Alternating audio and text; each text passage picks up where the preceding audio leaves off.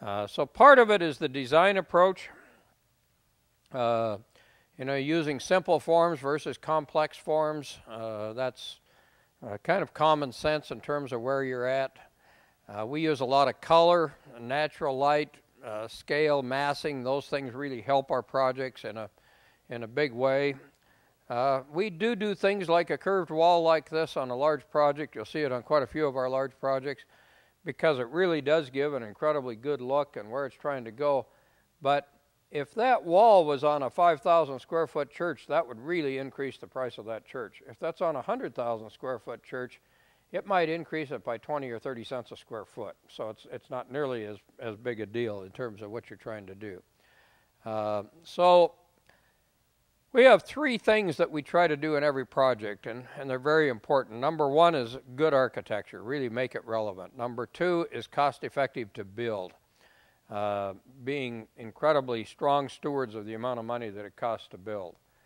Our projects here in California are still costing in the we just estimated a school up in Napa Valley, 120 something a square foot, Mike?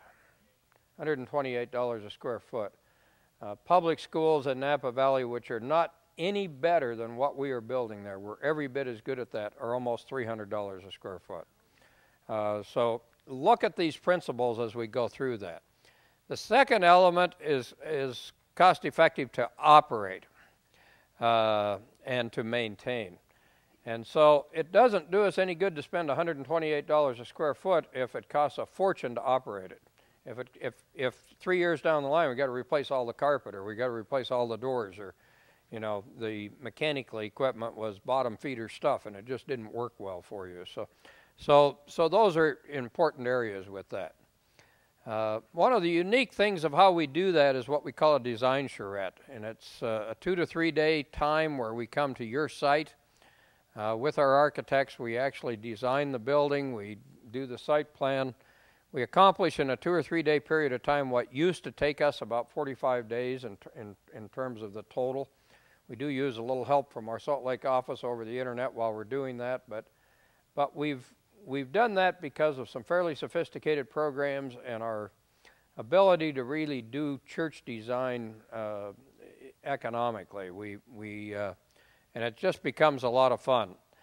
We do start out with a clean piece of paper. We do not say, oh, that program looks like something we did over here in Walla Walla. We'll just grab that and put it down and they'll like it. We don't do that.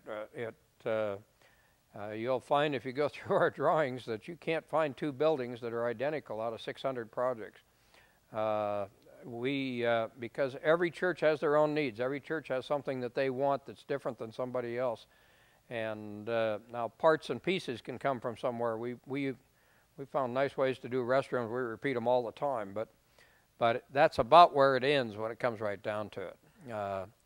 It gives some tremendous idea for people to give input from the church, take ownership of what's going on, and just have this free flow of ideas and concepts as we go through it.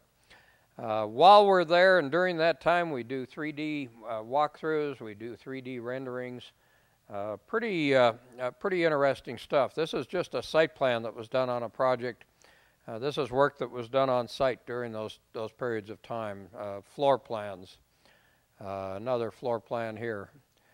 These are renderings that were done. They're certainly not as good as our final renderings when we do that work, but they give a pretty good idea of what's going on in terms of that whole process